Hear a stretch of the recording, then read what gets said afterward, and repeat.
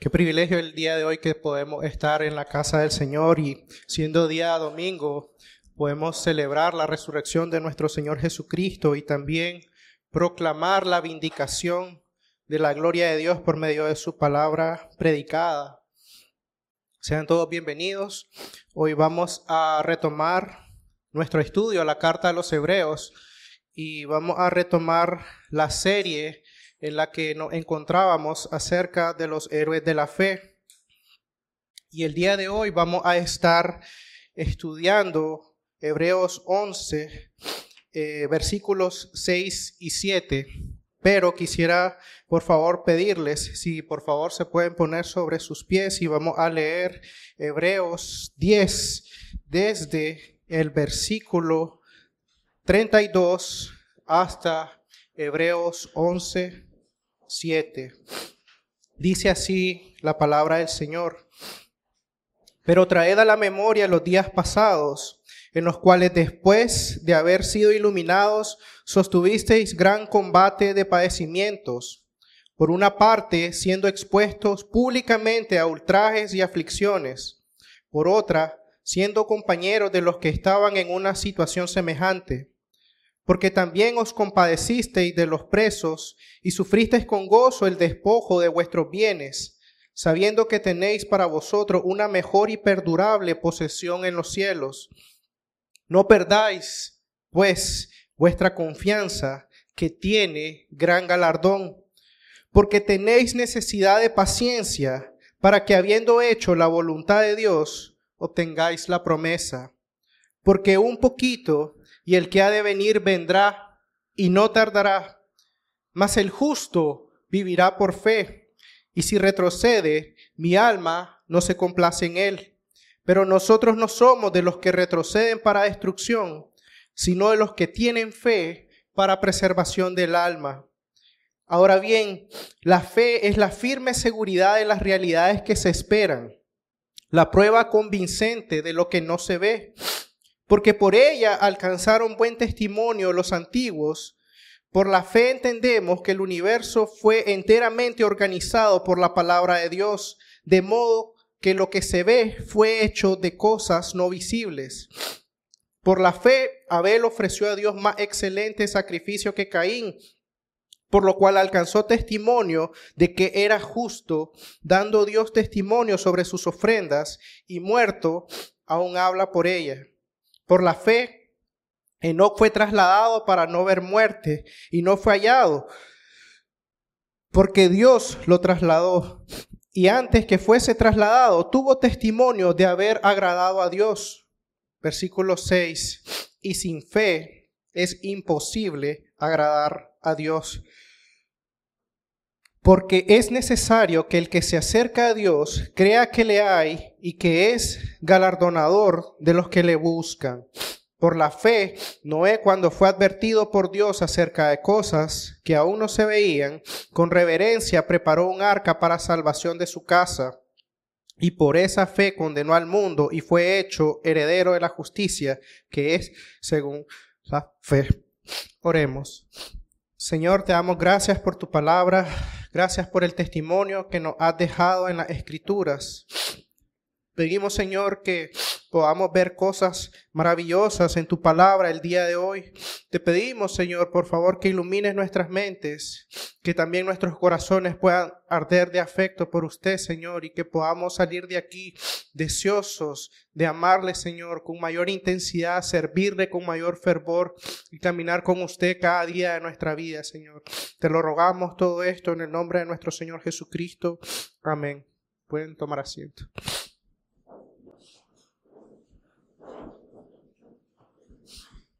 Una de las escenas que más me encantan cuando he leído El progreso del peregrino de John Bunyan es cuando Cristiano y su amigo Esperanza se encuentran atrapados en el castillo de las dudas.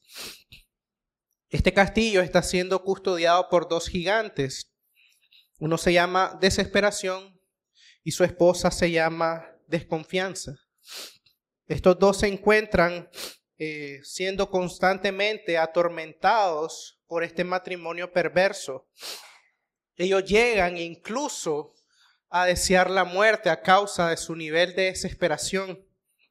Pero después de haber sido animados el uno por el otro, ellos se dan cuenta de este gran mal que hay en ellos y deciden encomendarse al Señor.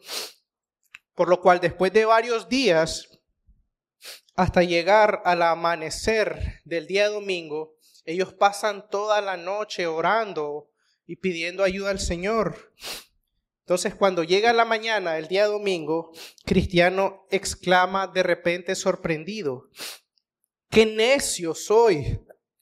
Permanecer en este horrible calabozo cuando pudiera estar en plena libertad. Tengo guardada en mi pecho una llave llamada promesa, que estoy seguro que abrirá cualquier cerradura en este castillo. Si nosotros somos sinceros, todos hemos actuado igual o peor que Cristiano cuando nos hemos hallado en situaciones difíciles. A veces sentimos de que la desesperación, la desconfianza son gigantes que nos están aplastando. Nuestro día a día pareciera ser constantemente solo situaciones difíciles, una tras otra, tras otra.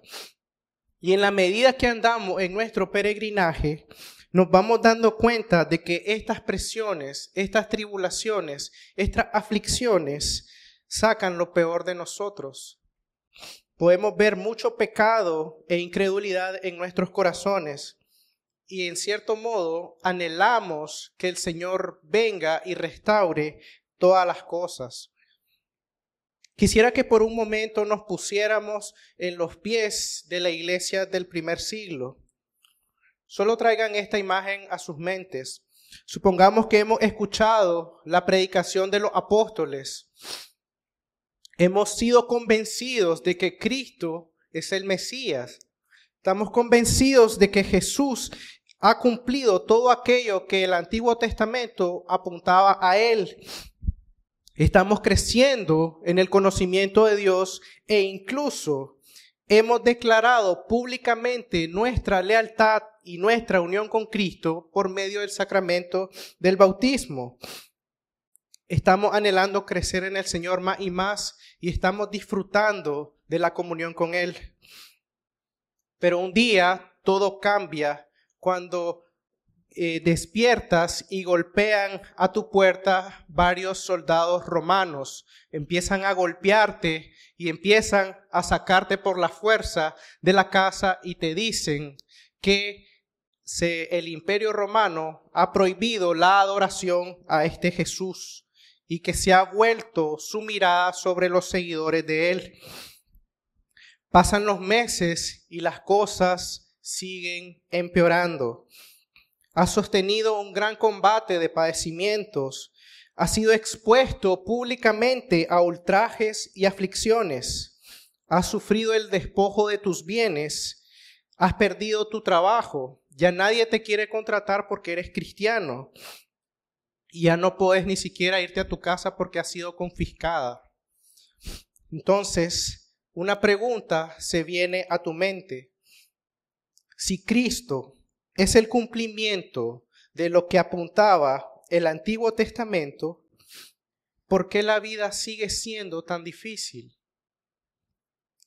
¿Por qué, si Cristo es el Mesías, por qué si Él ha cumplido todo aquello que el Antiguo Testamento decía acerca de este Mesías, de este Rey prometido, por qué las cosas no son como debieran ser? Cuando nos acercamos a la carta a los hebreos, hemos de recordar que esta audiencia se encontraba bajo persecución severa. Ellos estaban siendo tentados a regresar al antiguo pacto.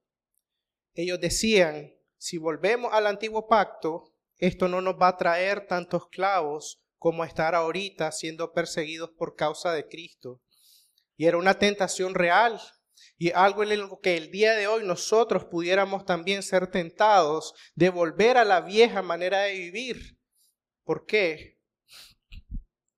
Porque estamos desconfiando de la bondad del Señor. Y es impresionante que el pastor que redactó esta carta sermón a los hebreos, la hizo con un propósito específico, y es darle al ánimo a su audiencia. Recordemos que la carta gira en torno a dos ejes principales: el exhortativo y el cristológico. Hay dos ejes en los cuales gira esta carta: el exhortativo y el cristológico. En Hebreos 8:1 dice el autor: ahora bien, el resumen de lo que venimos diciendo es que tenemos tal sumo sacerdote, el cual se sentó a la diestra del trono de la majestad en los cielos. Hemos visto en la carta de que la superioridad de Cristo es lo que se quiere destacar, Cristo siendo superior por encima de todo. Pero no podemos olvidar tampoco lo que el autor dice en Hebreos 13:22.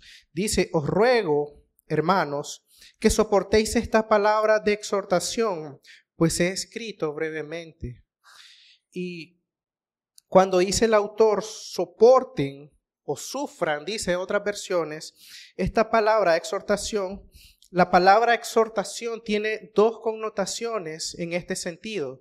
Por un lado está el componente de amonestación, de advertencia, pero también hay un componente de consuelo y de ánimo. Es evidente el componente de advertencia cuando leemos varios pasajes. Hebreos 2:1 dice: debemos prestar mucha atención a las cosas que hemos oído, no sea que nos desviemos. Hebreos 3:12 dice: mirad, hermanos, que no haya en ninguno de ustedes un corazón malo de incredulidad para apartarse del Dios vivo. En Hebreos 4 se nos dice: temamos, pues, permaneciendo aún la promesa de entrar en su reposo, alguno de ustedes parezca no haberlo alcanzado. Versículo 11, procuremos pues entrar en aquel reposo para que ninguno caiga imitando este ejemplo de desobediencia, haciendo referencia a los israelitas cuando se encontraban en el desierto y cayeron en incredulidad. No obstante, también encontramos la parte de consolación y de ánimo en el mero hecho de que tenemos un sumo sacerdote que entró por nosotros al lugar santísimo en nuestro lugar y ha obtenido eterna redención para nosotros. Y el resultado de ello es que el autor dice: acerquémonos pues confiadamente al trono de la gracia para alcanzar misericordia y hallar gracia para el oportuno socorro. Hebreos 4:16. Hebreos 10:22 también dice: acerquémonos con corazón sincero, en plena certidumbre de fe, teniendo nuestro corazón purificado de mala conciencia y nuestro cuerpo lavado con agua pura. Entonces encontramos el ánimo y la exhortación en estas cartas para que nosotros podamos sobrellevar las pruebas que estamos pasando. Y creo que es interesante también cuando el autor dice: soporten la palabra de exhortación. Y esta palabra, cuando dice soporten, sufran, toleren, esto que le estoy diciendo, una manera en que él está exclamando, le está diciendo: permanezcan firmes, manténganse en pie. Así como están llamados a mantenerse de pie en este fuego de la tribulación, de la misma manera les estoy pidiendo que reciban firme esta palabra que se les está dando. Retengan la profesión de su esperanza, manténganse firmes, no se desalienten, no desmayen, sino que cobren ánimo por medio de la palabra del Señor. Como diría un autor, permanezcan firmes en Cristo, el que confesamos. Cuando dice retengan la profesión, no está haciendo énfasis tanto en la confesión, sino más bien en Cristo, el objeto de nuestra confesión, a quien confesamos. En otras palabras, el autor le está queriendo decir: vivan la fe que Dios trabaja en ustedes. Y es el mismo mensaje que estamos recibiendo el día de hoy. Iglesia, viva la fe que trabaja Dios en ustedes. No es de extrañarnos tampoco que el autor nos recuerda constantemente y a lo largo de la carta de que existe una tensión en la que nos encontramos entre el ya, pero el todavía no. En cierto sentido, cuando el Señor Jesús vino, el reino fue inaugurado, pero aún estamos anhelando su segunda venida para que se cumpla totalmente.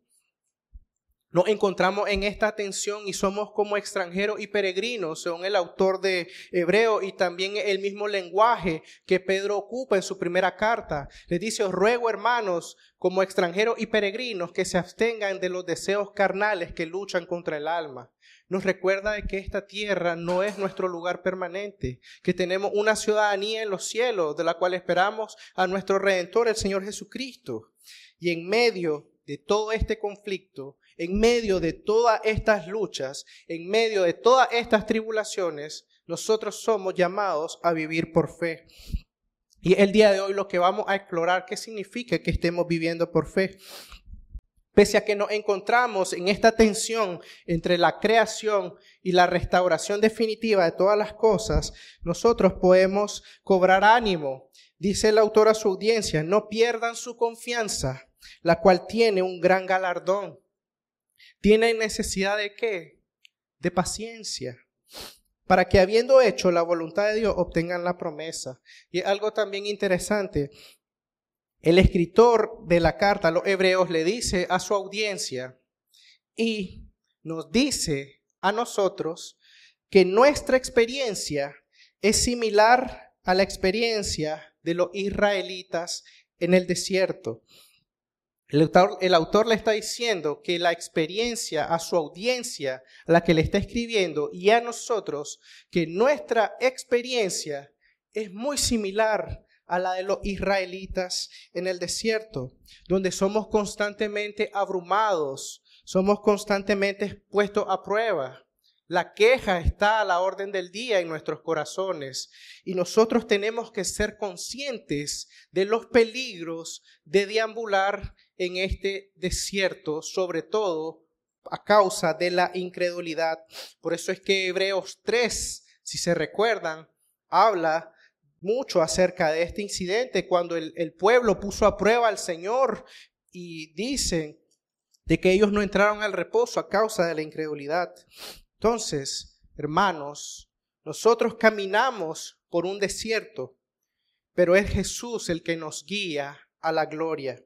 Dice Hebreos 2:10, porque era propio de aquel por cuya causa son todas las cosas y mediante el cual todas las cosas subsisten, que en su designio de ir llevando muchos hijos a la gloria, perfeccionase por medio de padecimientos al autor de la salvación de ellos. Sí, el Redentor ya vino y camina con nosotros en el desierto, pero aún no hemos entrado al reposo, al menos no al reposo definitivo. Sí, hemos sido redimidos, pero aún no estamos en gloria. Al igual que el pueblo de Israel, nuestra redención es segura, pero ya que aún no hemos entrado al reposo definitivo, debemos seguir adelante, confiando en que Cristo ha entrado por nosotros en el cielo y camina con nosotros. Así como la columna de fuego y la nube guiaban al pueblo en el desierto día y noche, tenemos la certeza de que el Señor nos acompaña cada día de nuestra vida. Esta es una realidad de la cual debemos apropiarnos. Nosotros creemos de que el Señor ha dicho en su palabra: he aquí yo estoy con ustedes todos los días hasta el fin del mundo. Caminamos en un desierto y muchas cosas que nos hacen ver lo necesitados que somos del Señor. La escasez, la hambruna, la falta de trabajo, la falta de muchas cosas quizás. Pero confiamos en el que el Señor proveerá todo lo que necesitamos, porque Él también entiende nuestras luchas. Ahora, cabe preguntarnos, ¿por qué el autor ha tomado 10 capítulos? Nos ha hablado 10 capítulos para ahora introducir qué es lo que significa la fe. Hay algunos textos que ya el autor ha hablado acerca de este tema. Hebreos 4:2, que es el primer versículo que hace referencia a este, dice: porque en verdad a nosotros se nos ha anunciado las buenas nuevas, como también a ellos. Pero la palabra que ellos oyeron no les aprovechó, por no ir acompañada por la fe en los que la oyeron. También dice Hebreos 6:1, por tanto, dejando las enseñanzas elementales acerca de Cristo, avancemos hacia la madurez, no echando otra vez el fundamento del arrepentimiento de obras muertas y de la fe en Dios. Ahí mismo en el versículo 12 dice, a fin de que no sean perezosos, sino que imitadores de los que mediante la fe y la paciencia heredan las promesas. Y la última referencia antes del capítulo 11 sobre la fe la encontramos en Hebreos 10:38, donde dice, mas el justo vivirá por fe, y si retrocede, mi alma no se complace en él. Pero nosotros no somos de los que retroceden para destrucción, sino de los que tienen fe para la preservación del alma. Si prestamos atención, todos los versículos que estamos leyendo acerca de la fe están enmarcados en un componente exhortativo, en un componente de advertencia, de que debemos tener cuidado de si estamos o no ejerciendo esta fe. En Hebreos 4:2 dice de que el pueblo en el desierto no entró en el reposo. ¿Por qué? Por la incredulidad. En el capítulo 6 también el autor le advierte sobre los peligros de la apostasía, es decir, el abandonar la fe aun cuando ellos ya han entrado en contacto con la religión verdadera. Nos dice de que es necesario que avancemos hacia la madurez. Y noten el contraste en el versículo 6:12, cuando dice de que no seamos imitadores de los perezosos, esto es, los flojos, los lentos, los apáticos, sino más bien nos dice de que seamos imitadores de aquellos que por medio de la fe y la paciencia alcanzan las promesas. Y en Hebreos 11 vamos a ver que esto complementa la idea y nos da un mayor entendimiento de lo que significa que caminemos por fe. Ahora, la razón por la cual el autor explica lo que es la fe después de 10 capítulos, creo que es debido a que él quiere poner un fundamento y quiere dejarnos en claro la supremacía de Cristo, el objeto de nuestra fe. Quiere que nosotros pongamos nuestra total confianza no en las sombras, no en lo que apuntaba a, sino propiamente en Cristo. Esta audiencia, recordemos, estaba siendo tentada a volver al antiguo pacto, pero ya que Cristo es superior a Moisés, a los ángeles, al sacerdocio levítico, al templo, lo que el autor quiere decir, no confíen en estas cosas, sino más bien confíen en Cristo mismo. Decía un autor una vez, yo hablando sobre su esposa, él tenía una foto enmarcada de su esposa y cuando él viajaba por mucho tiempo, él la llevaba consigo y cuando él la extrañaba mucho, él besaba esa foto. No obstante, dice él, ¿qué pensaría mi esposa si estando ella ahí conmigo yo estoy besando la foto? Sería algo absurdo, ¿no? O sea, si puedo besar a mi esposa que está ahí, voy a besar a mi esposa, no voy a besar la foto. Entonces lo mismo está queriendo decirle el autor. ¿Para qué van a besar la foto si ya tienen la realidad de Cristo en sus vidas, la realidad del Mesías que ya ha venido y se ha manifestado? Ya que Dios se ha revelado, dice Hebreos 1, de muchas formas y de muchas maneras a los padres por los profetas y ahora nos ha hablado por el Hijo, esto es muy importante porque significa de que la fe presupone revelación. Y la fe es por ende la respuesta a dicha revelación divina. Por eso es que la fe no se trata de creer de que puedo volar o creer de que puedo hacer aquellas cosas o tener superpoderes. La fe es en base a lo que Dios ha revelado en su palabra y cómo yo respondo a lo que Dios ha revelado en su palabra. Encontramos el ejemplo con Abraham cuando Dios le dice que salga de ahí y vaya a tal lado. Él respondió. Vemos a Moisés también cuando le dijo, ve a hablar a Faraón. Él respondió. Vemos también que nosotros, ahora que se nos ha dado la revelación, Dios nos llama a que respondamos con fe a esta revelación. Y nosotros llegamos ahora a Hebreos 11, donde muy probablemente en sus Biblias tienen algún subtítulo que diga los héroes de la fe o la galería de los héroes de la fe. Si nosotros lo ponemos en términos modernos o contemporáneos, diríamos que es el salón de la fama de los héroes de la fe, el salón de la fama de los cristianos. Y pensando en esto, se me venía a la mente la historia de un personaje. Creo que ya todos somos aquí lo suficientemente mayorcitos de edad para saber quién es Michael Jordan. Michael Jordan es probablemente el mejor basquetbolista de todos los tiempos. No vamos a entrar en detalles con LeBron y Curry porque no es lo que nos compete, pero sí sabemos de que ha sido uno de los más destacados, sin duda, en todos los tiempos. Sabemos quién es. Probablemente los niños también saben quién es. Y es interesante porque en el año 2009, Michael Jordan es inducido al Salón de la Fama de la NBA. ¿Y esto qué quiere decir en otras palabras? Él está recibiendo el honor más grande que un atleta de este deporte puede recibir. En su discurso, cuando a él están entregando este premio en la ceremonia, él dijo unas palabras que me llamaron mucho la atención. Él dijo, el juego del baloncesto lo ha sido todo para mí, mi refugio, mi lugar al que siempre he ido para encontrar paz y consuelo. Ha sido una fuente de dolor intenso y a la vez una fuente de sentimientos intensos de gozo y satisfacción. Vean que las palabras que él usa son bien profundas. Él dice refugio, consuelo, paz, gozo, satisfacción. Yo te pregunto, ¿qué cosas te dan consuelo a ti? ¿A dónde corres cuando necesitas un refugio? ¿Qué o quién es la fuente de tu gozo y satisfacción?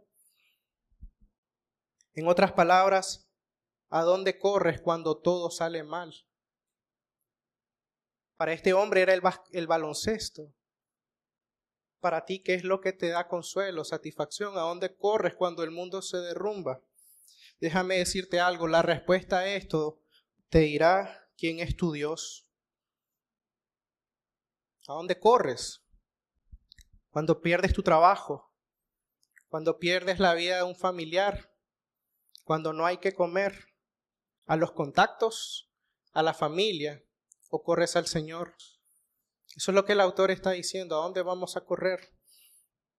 Por eso, hermanos, sin fe es imposible agradar a Dios. Y pareciera ser un punto de sermón tan simple, pero ¿qué más puedo decirle? Lo que la Biblia dice, sin fe es imposible que nosotros agrademos al Señor. Noten que sus Biblias no dice, sin fe es difícil que Dios se agrade de ustedes. No está diciendo eso. Tampoco está diciendo, será un reto que Dios se agrade de ustedes sin fe. Está diciendo, es imposible. No hay manera de agradar a Dios sin fe. En Hebreos 10:38 incluso dice de que Dios no se agradó de aquellos que retrocedieron, sino que se complace en aquellos que viven por la fe. Y esto no se trata de ya di un paso de fe, ya estuvo. No, es una vida constante, es un ejercicio. La fe es como un músculo que necesitamos ejercitar día a día confiando en nuestro Señor, día a día confiando en que Él proveerá el maná, día a día en que Él estará con nosotros en cada circunstancia. Esto nos da a entender también de que si hubieron unos que retrocedieron y no agradó a Dios, de que hay un componente de progreso y avance que sí agrada al Señor. y hacia dónde somos llamados a avanzar hacia la madurez. ¿Se acuerdan? Estamos buscando en este peregrinaje avanzar hacia nuestro propósito de ser como nuestro Señor Jesucristo. Ahora, quisiera aclarar un poco algunos malentendidos que podríamos tener acerca de la fe. ¿Significa la fe acaso un conocimiento meramente cognitivo? ¿Significa que es algo de conocer a Dios como simplemente un ser que existe? Claro que no. Santiago 2:21 dice, tú crees que Dios es uno, haces bien. Los demonios creen y tiemblan. Se la ganan a algunos que solamente creen, no tiemblan ante el Señor. Incluso decía Spurgeon, el ateísmo es algo extraño, ni siquiera los demonios llegaron a eso. Pero ¿qué es lo que enseña la Biblia acerca del ateísmo? De que Dios no cree en los ateos. Si me acompañan, por favor, a Romanos 1, Pablo nos da una de las declaraciones más sorprendentes acerca de la condición del hombre. Dice Romanos 1 del 18 al 21, porque la ira de Dios se revela desde el cielo contra toda impiedad e injusticia de los hombres que detienen con injusticia la verdad. Porque lo que de Dios se conoce es manifiesto entre ellos, pues Dios se lo manifestó. Porque las cosas invisibles de Él, su eterno poder y divinidad, se hacen claramente visibles desde la creación del mundo, siendo entendidas por medio de las cosas hechas, de modo que no tienen excusa. Pues habiendo conocido a Dios, no le glorificaron a Dios ni le dieron gracias, sino que se hicieron vanos en sus pensamientos y su necio corazón fue entenebrecido. La Biblia dice que el ser humano caído, el ser humano sin Cristo, niega voluntariamente la existencia de Dios. Imagínense, es lo que el Salmo dice, solo el necio dice en su corazón no hay Dios, cuando la creación misma testifica de un diseño divino, testifica acerca de un creador. Entonces, lo que el autor de Hebreos nos está diciendo es que todos los seres humanos saben que hay un Dios, pero ellos voluntariamente suprimen esta verdad. Claro, no conviene que haya un Dios, no conviene que haya un creador, no conviene que haya un juez que va a juzgar cada pensamiento y obra de nuestras vidas. Por tanto, suprimen esta verdad. En el día del juicio, nadie podrá decir, yo no sabía que había un Dios, porque su conciencia y la creación testifican acerca de la existencia de Dios. Pero lo que el autor está queriendo decir es que hay algo más que se requiere de nosotros como creyentes. A lo que vendría mi siguiente pregunta. Tener fe significa creer que Dios nos dará todo aquello que le pedimos. Significa que Dios es como el genio de la lámpara y cumplirá cada deseo y cada capricho. No necesariamente. Podemos descansar en esto, hermanos. Si nosotros estamos en Cristo, estamos seguros de que Dios escuchará toda y cada una de nuestras oraciones y que Él recogerá cada una de nuestras lágrimas y las guardará. Pero Él responderá conforme a su sabiduría y sus planes para nuestras vidas. Podemos descansar en esto, pero eso no garantiza de que todo lo que nosotros creamos en fe, significa que será necesariamente cumplido. Noten lo que dice en Hebreos 11:13. Todos estos murieron en fe, sin haber recibido las promesas, pero habiéndolas visto de lejos y aceptado con gusto, confesando que eran extranjeros y peregrinos sobre la tierra. Versículo 39 del mismo capítulo 11. Y todos estos, habiendo obtenido aprobación por su fe, no recibieron la promesa. Hay algo que el autor quiere resaltar, hay algo más que quiere que nosotros tengamos en mente. Quiere que nosotros imitemos el ejemplo de estas personas que, sin importar que ellos no recibieron la promesa, se aferraron al Señor y confiaron en esa promesa. ¿Por qué? Por el carácter fiel del Dios que la prometió. El pastor le está diciendo a estos hombres y mujeres y nos está diciendo a nosotros el día de hoy de que el ejemplo de los testimonios que encontramos aquí son dignos de imitar. Son ejemplos que nos llaman a mantenernos firmes hasta el final de nuestras vidas. Mantenernos firmes, ser fieles al Señor.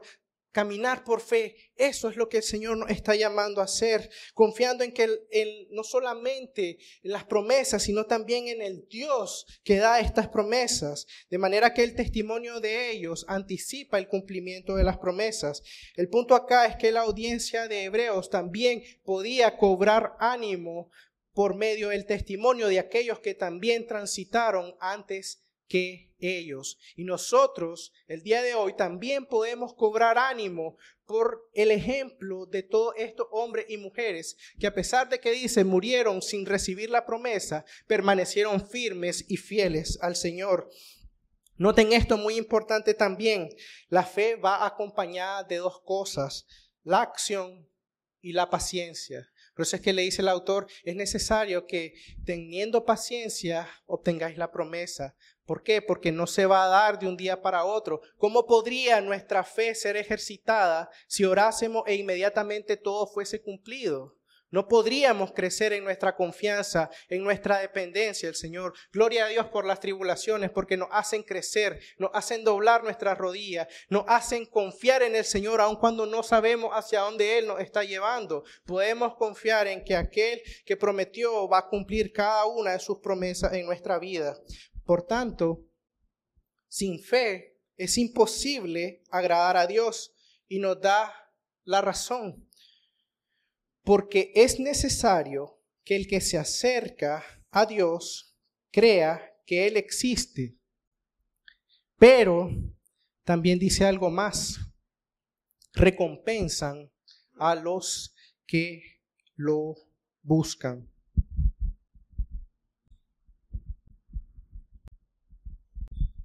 El pastor de la carta nos ha dicho con anterioridad no solamente la razón por la cual podemos acercarnos al Padre, que en este caso es la muerte expiatoria y sustitutiva de Cristo en la cruz, pero también nos ha dado la actitud con la cual debemos acercarnos. Pregunta: ¿por qué puedes acercarte a Dios confiadamente el día de hoy?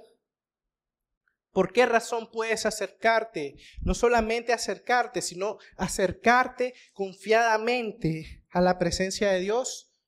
Primero, porque Cristo tiene la preeminencia sobre todo. Y Dios en su sabiduría ha determinado que la única manera en que tú y yo podemos acercarnos al Padre es por medio de Jesucristo. Jesucristo dijo: yo soy el camino, la verdad y la vida. Nadie viene al Padre si no es por mí. Él está poniéndose como el único puente entre Dios y los hombres. Y no hay ningún otro nombre en el que haya salvación, porque Dios no ha dado otro nombre bajo el cielo dado a los hombres por medio de quien podamos ser salvos. Entonces podemos acercarnos a Dios confiadamente. ¿Por qué? Porque Cristo tiene la preeminencia sobre todo y es el medio por el cual nos acercamos al Padre.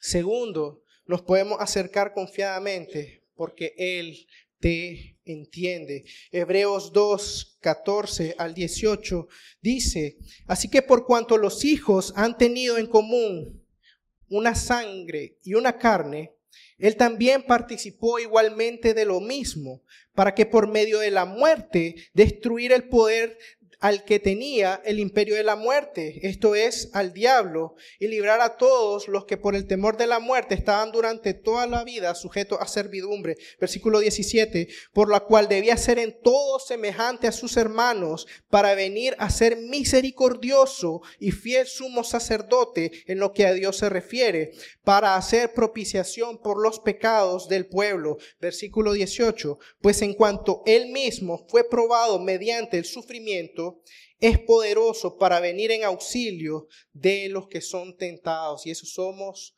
tú y yo. ¿Por qué puedes acercarte confiadamente a Dios? Porque Él puede compadecerse de tu debilidad. Dice Hebreos 4:15. Acerquémonos pues confiadamente al trono de la gracia para alcanzar misericordia y hallar gracia para el oportuno socorro. Nota también lo que dice los primeros versículos del capítulo 5, porque todo sumo sacerdote tomado entre los hombres es constituido a favor de los hombres en los que a Dios se refiere, para que presente ofrenda y sacrificios por los pecados. Versículo 2, pudiendo sentir compasión a nivel de los ignorantes y los extraviados, puesto que él también está rodeado de debilidad. El sumo sacerdote debía ser compasivo, debía mostrar gracia y compasión a los que ministraba, a los pecadores extraviados y a los ignorantes, porque él mismo estaba sujeto a esa debilidad. Cuanto más nuestro Señor Jesucristo, que sin pecado puede compadecerse de nosotros. Porque puedes acercarte a Dios confiadamente, porque ha introducido una mejor esperanza en la cual puedes acercarte a Dios. Hebreos 7:19. Otra razón, porque Cristo es el mediador de un mejor pacto establecido sobre mejores promesas. Hebreos 8:6. ¿Por qué acercarse a Dios confiadamente? Porque Cristo entró una vez y para siempre en el santuario, habiendo obtenido eterna redención. Hebreos 9:12. ¿Y por qué puedes acercarte a Dios confiadamente? Porque Cristo es el autor y el consumador de tu fe. Creo que muchas veces nosotros minimizamos esto del acceso al Padre, pero pongámonos a pensar, desde la caída el ser humano había sido restringido del acceso a la presencia de Dios. Se recuerdan que en Génesis se relata de que Dios puso 2 seres angelicales con espadas de fuego para que vigilaran que nadie pudiera entrar al jardín templo que simbolizaba la presencia de Dios en la tierra. Y es hasta que viene nuestro Señor Jesucristo, que nos ha dado acceso al Padre libremente. Hebreos 4:16. Por tanto, acerquémonos con confianza al trono de la gracia, para que recibamos misericordia y hallemos gracia para la ayuda oportuna. Hebreos 10, del 19 al 22. Entonces, hermanos, puesto que tenemos confianza para entrar al lugar santísimo por la sangre de Jesús, por un camino nuevo y vivo que Él inauguró para nosotros por medio del velo, es decir, su carne, y puesto que tenemos un gran sacerdote sobre la casa de Dios que dice, acerquémonos con corazón sincero, en plena certidumbre de fe, teniendo nuestro corazón purificado de mala conciencia y nuestro cuerpo lavado con agua pura. Dice también en Efesios 3:12, por medio de Cristo, en quien tenemos libertad y acceso a Dios con confianza por medio de la fe. Si se fijan, no solo se nos llama a acercarnos, Dios nos está llamando a acercarnos con confianza por medio de la fe en el Hijo de Dios. Algo más se nos dice también en este pasaje. Dice que el que se acerca a Dios debe creer que le hay y que más, y que es galardonador de los que le buscan. Esto nos habla de qué? Del carácter bondadoso de nuestro Dios. No estamos hablando aquí de un Dios mezquino o de un Dios tacaño, sino más bien de un Dios generoso que nos ha dado todo en Cristo Jesús. Santiago 4:16 dice que Él da mayor gracia.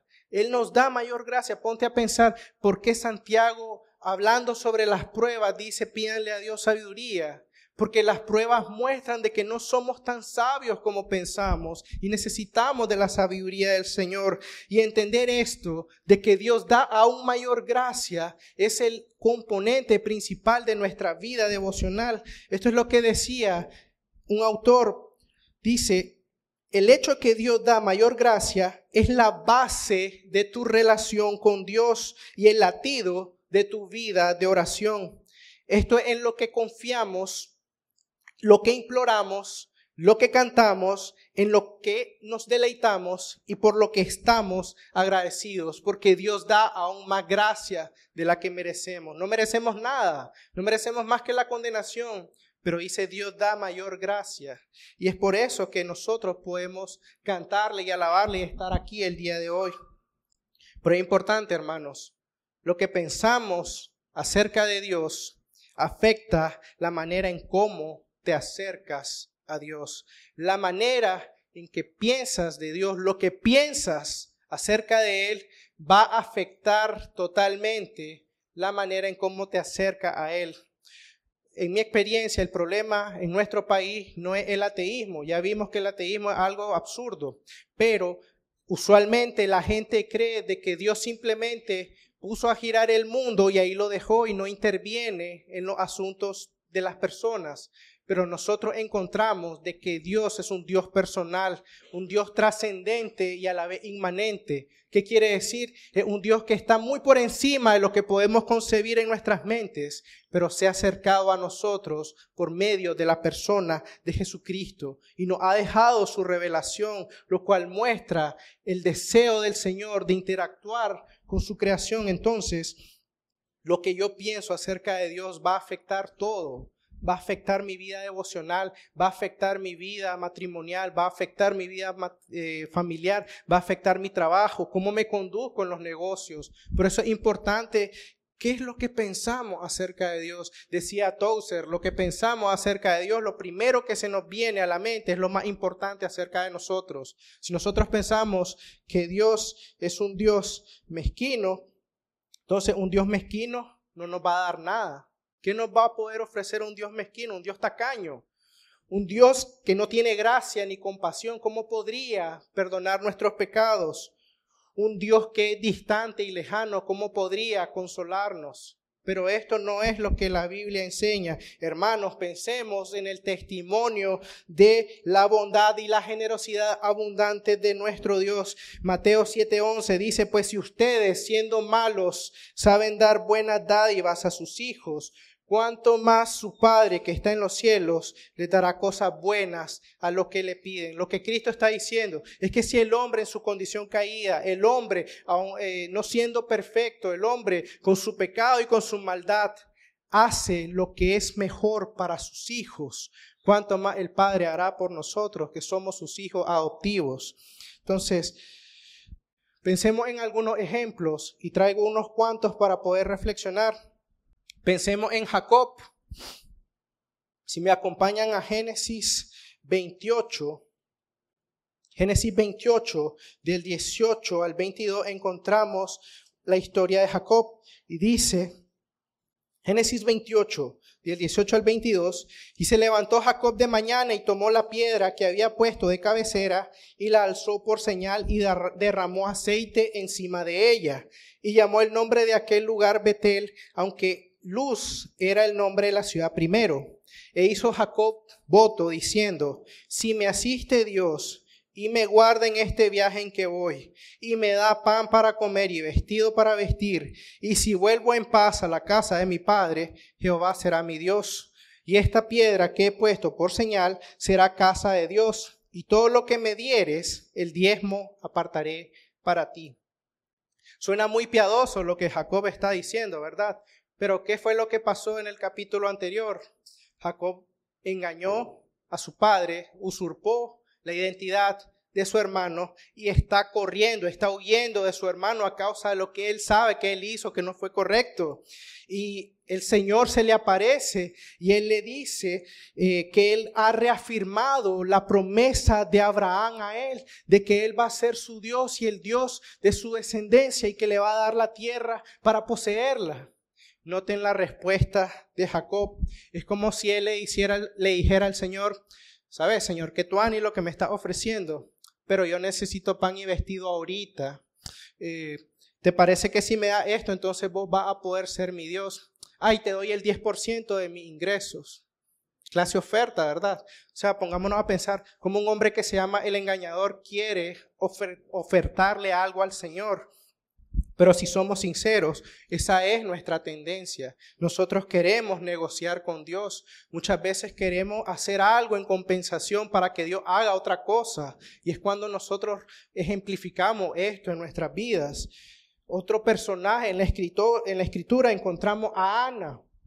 Y pienso que Ana es una de las mujeres que ha sido más pasadas por alta en la escritura. Es una mujer que era atribulada a causa de la otra esposa de su marido. Pongámonos a pensar en una mujer que está compartiendo a su esposo y aparte de ello, la otra mujer le está restregando su infertilidad. O sea, una mujer que realmente está siendo atribulada y está siendo afligida. Pero vean la respuesta de Ana. Ella llora y clama al Señor y ella le dice que si le otorga un hijo, ella promete dedicar al Señor a ese hijo. Notemos algo, esto no es un capricho simplemente. La mujer que tanto deseaba ser madre e incluso había destetado a este bebé, ahora lo entrega al sacerdote para servicio completo al Señor. Hermanos, aquel que entrega algo al Señor no perderá nada por hacerlo.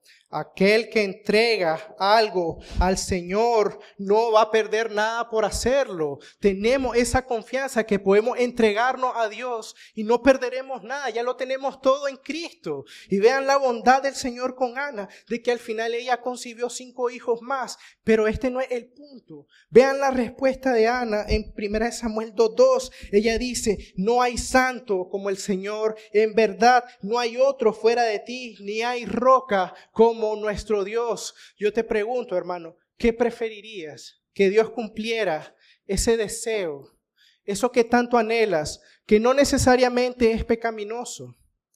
¿O quisiera exclamar con un corazón genuino y quebrantado lo mismo que Ana y poder decir, no hay santo como el Señor, en verdad no hay otro fuera de ti, no hay roca como nuestro Dios? Y eso es lo que somos llamados a imitar hoy, esta conducta, esta actitud piadosa de saber de que sin importar lo que el Señor responda, eso no cambia el hecho de que Dios ha sido bueno con nosotros, el hecho de que Él ha sido bondadoso con nosotros.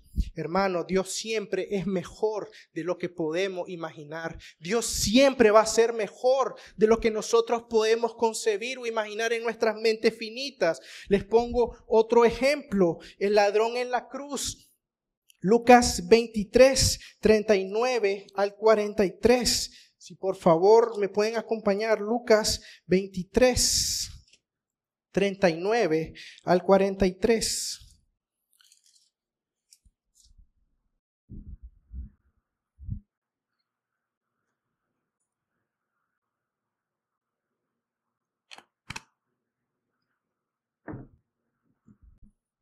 Lucas 23, 39 al 43 dice, y uno de los malhechores que estaban colgados le injuriaba diciendo, si tú eres el Cristo, sálvate a ti mismo y a nosotros.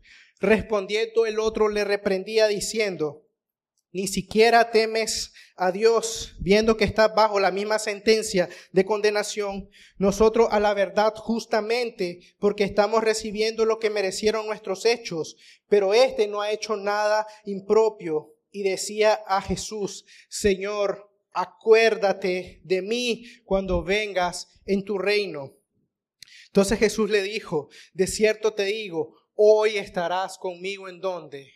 En el paraíso. No le dijo, hoy estarás en el purgatorio y a ver cómo le haces. Dijo, hoy estarás conmigo en el paraíso. Un hombre que era un criminal, que había sido condenado a muerte por delitos tan graves, está siendo recibido en el reino de los cielos. Preguntémonos, ¿por qué este hombre podría entrar a la presencia de Dios? Su respuesta, el hombre en la cruz dijo que podía entrar. Él dijo que podía entrar y nosotros también podemos entrar a la presencia de Dios. ¿Por qué? Por lo que hizo Cristo en la cruz por nosotros. Dios siempre va a ser mejor de lo que pensamos. Este hombre quería ser recordado solamente y entró al paraíso con el Señor mismo. Es irónico cuando nos ponemos a pensar que la inscripción que puso Pilato decía, él es el rey de los judíos. Es muy probable que él leyera eso y por el Espíritu Santo creyera de que Cristo era un rey y por eso iba a acordarse de él en su reino. Por eso, consideremos, hermanos, cómo estamos viendo al Señor, cómo lo vemos, como un Dios mezquino, un Dios que no está interesado en nuestras vidas, o un Dios que es realmente capaz de hacer mucho más de lo que nosotros podemos pedir o imaginar. Decía el teólogo Gerardus Voss, aunque es el dador de todas las bendiciones de la naturaleza, el Señor se distingue de los Baales en que Él tiene algo más y más fino que dar que estos, y esto es benignidad, misericordia y fidelidad. En realidad Dios se da a sí mismo de manera sacramental. Él está presente en todos estos favores. Incluso después de que el pueblo se vuelve infiel, Dios continúa apelando a su corazón con pruebas de amor. Y hermano, estamos leyendo el Antiguo Testamento, donde está el argumento de que era un Dios airado y lleno de furia. Estamos leyendo pasajes que hablan de la bondad y la misericordia de este Dios, del Padre, de nuestro Señor Jesucristo, la condescendencia que ha tenido hacia nosotros, que hemos sido infieles y que hemos sido realmente crueles, hemos sido malos, hemos sido perversos a la revelación que Él nos ha dado. Entonces, habiendo concluido la introducción, ahora podemos pasar a Noé. Dice que por la fe Noé, cuando fue advertido por Dios acerca de cosas que aún no se veían, con temor preparó el arca en que su casa se salvase, y por esa fe condenó al mundo y fue hecho heredero de la justicia que viene por la fe. Si se fijan, el autor viene haciendo un recuento cronológico de hombres que no solamente daban pasos de fe, sino de hombres que vivían por fe. Empezamos con el relato de la creación y nosotros entendemos por la fe de que Dios hizo las cosas de la nada. Después pasa el ejemplo de Abel, luego Enoc y ahora encontramos a Noé. Ellos tres se nos dice que tuvieron buen testimonio de haber agradado a Dios. Génesis 6:8 dice de que en medio de un mundo perverso, en medio de tanta maldad, en medio de tanta violencia, Noé halló gracia ante los ojos de Dios. Se nos dice, Noé era un hombre justo, perfecto entre sus contemporáneos y siempre andaba con Dios. Pero noten, en este versículo que acabamos de leer sobre Noé, ¿qué nos dice eso acerca de la fe? Nos dice de que la fe nos mueve a salir de nuestra comodidad. Sí, la fe mueve montañas, pero también nos mueve de la comodidad. Piensen en estos hombres. Nuevamente, Abraham, Moisés y Abel. Todos estos hombres tuvieron el testimonio de haber agradado a Dios, pero también eran hombres que nadaban contracorriente. A Abraham se le pide salir de Ur de los Caldeos a una tierra desconocida, confiando en que Dios lo estaba guiando. Después en el capítulo 22 le dice Dios que ofrezca a su hijo en holocausto. Después encontramos en Moisés cuando Dios le dice que vaya a Faraón, el rey más poderoso en toda la tierra, y le diga, deja ir a mi pueblo.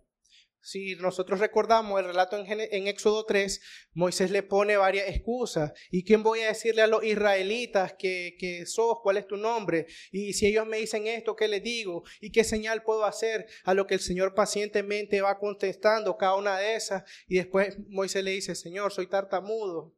Y después le dice, Señor, manda a otro. O sea, Moisés fue sincero en su lucha por lo que le estaba pidiendo el Señor. Pero al final, ¿por qué lo hizo? Porque confió en el Señor, porque el Señor estaba prometiendo su presencia en medio de todo lo que Él iba a hacer. Y ahora nos encontramos con el relato de Noé. Se le pide que construya un arca cuando jamás en la historia de la humanidad se había escuchado tal cosa como un diluvio. Pónganse a pensar, si yo les dijera ahorita, prepárense porque la otra semana va a caer nieve en Managua, ¿qué van a pensar? Nos estamos derritiendo ahorita y va a caer nieve, van a decir, no se ha tomado las pastillas hoy.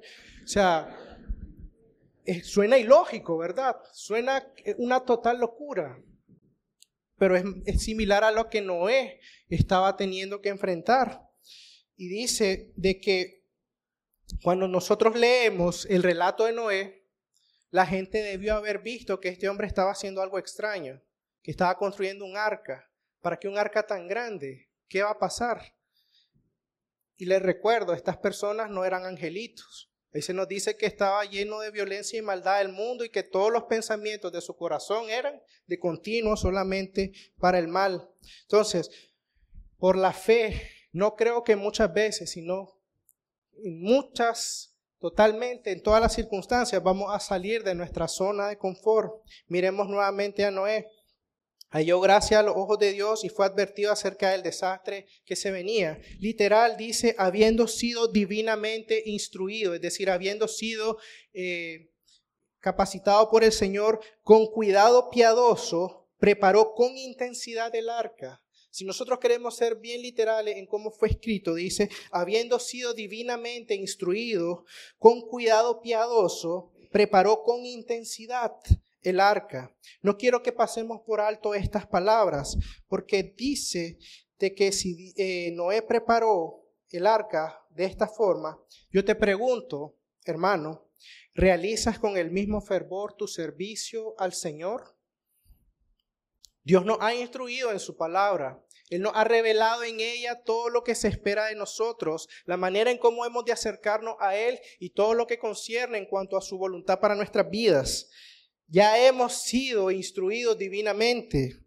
Te pregunto, ¿eres diligente en llevar a cabo tus labores con intensidad y con celo piadoso? ¿O solamente le pones empeño a tus asuntos personales y a tus metas egoístas? Esto es muy importante de considerar. Noé advirtió acerca de cosas que aún no se veían, es decir, el diluvio, lo que significaba la venida del juicio universal y tipificaba a la vez la ira de Dios en el juicio final cuando Cristo regrese. Nuestra predicación muchas veces traerá burla, traerá rechazo, traerá incomodidad hacia nuestros familiares, hacia nuestros amigos, hacia nuestros compañeros de trabajo. Pero de nuevo, aunque la fe genera esa tensión y genera ese escarnio, y aunque deseáramos de que todos ellos entraran en el arca, sabemos que al final Dios es el único que puede cambiar los corazones. Nuestra única labor es orar y predicar el mensaje. Pero al igual que la audiencia del libro de los Hebreos, el pastor quiere recordarnos que Dios ha sido fiel en cumplir sus promesas, pero también Dios ha sido fiel en cumplir sus advertencias. Entonces, Él no quiere que nos olvidemos de esto. En cierto sentido, nos recuerda que si hemos creído en Cristo, hemos sido liberados del juicio final, el juicio eterno, y podemos disfrutar de una vida en la ciudad celestial. Pero esto también nos mueve a enfocar nuestros afectos y no descuidar la advertencia acerca del juicio. Ya vamos terminando, dice Hebreos 10:38, mas mi justo vivirá por fe. Finalmente podríamos concluir esta sección de Hebreos 7 con un mayor entendimiento de lo que significa mis justos, mi justo. Como dice Hebreos 10, vivirá por fe.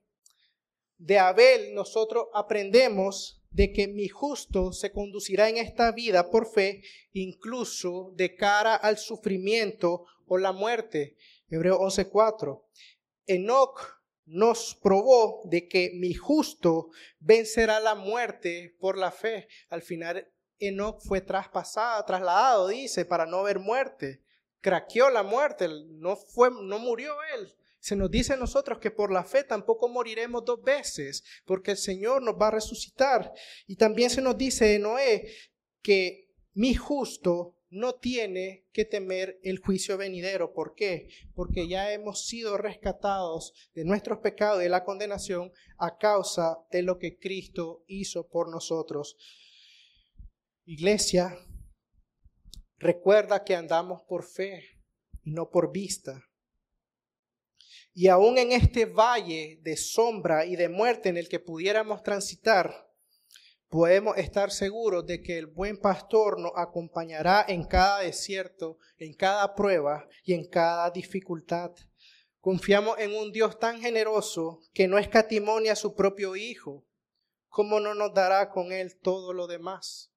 Si nos ha dado un reino, ¿no nos dará pan? nos ha dado a su Hijo, ¿no podrá proveer para nuestras necesidades diarias básicas? Así que sean fuertes y valientes, ustedes los que ponen su esperanza en el Señor, como dice el salmista.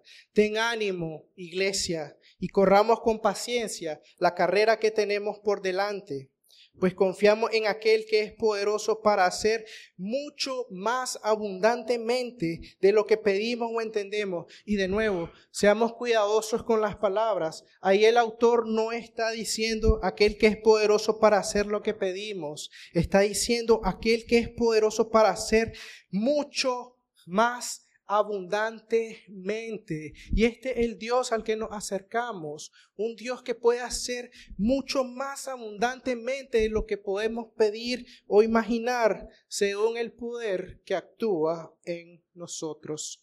Oremos. Señor, te damos gracias por la gracia que hemos recibido, Señor. Gracias, Señor, por el testimonio de todos y cada uno de estos hombres que nos enseñan cómo se mira una vida de fe. Señor, te rogamos que nos ayude en medio de nuestra incredulidad. Señor, ayúdenos a vivir por fe. Ayúdenos a recordar su carácter generoso y bondadoso, Señor. Ayúdenos a recordar, Señor, de que usted es un Dios que puede hacer mucho más abundantemente de lo que nosotros pedimos o entendemos, Señor. Guíe, Señor, nuestras vidas, aliente nuestros corazones en medio de las pruebas, en medio de las dificultades, en medio, Señor, de las crisis. Recuérdenos su carácter bondadoso y bueno. Ayúdenos a recordar, Señor, de que sin fe es imposible agradarle, Señor, y de que usted nos ha invitado a acercarnos a usted por medio de Cristo Jesús.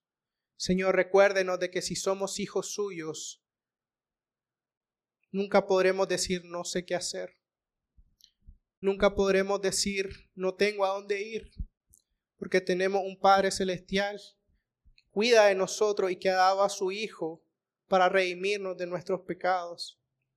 Señor, recuérdenos estas verdades cuando estemos sufriendo, cuando estemos siendo tentados a retroceder. Recuérdenos de que Cristo entró por nosotros al lugar santísimo y ha obtenido eterna redención para nuestras vidas.